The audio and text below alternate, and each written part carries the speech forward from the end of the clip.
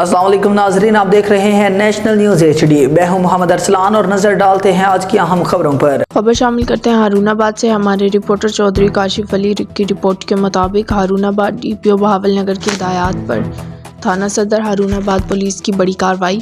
منشیات فروشوں کا بڑا عادی مجرم گرفتار کر لیا گیا۔ مقدمہ درج، 3 کلو سے زائد چرس برآمد۔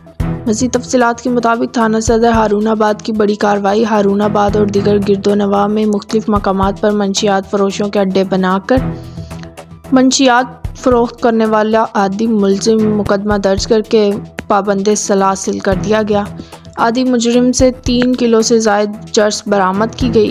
SHO تھانہ صدر ماہر عبدالجبار کی طرف سے منشیات فروشوں کے گرد مزید گھیرا تنگ کر دیا گیا۔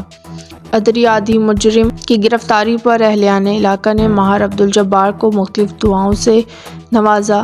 اہل علاقہ کا کہنا ہے کہ اس عادی مجرم نے سینکڑوں نوجوانوں کی زندگیوں کو تباہ کر ڈالا، جس کی گرفتاری پر ہم SHO تھانہ صدر ہارون آباد اور DPO بہاول نگر کا شکریہ ادا کرتے ہیں۔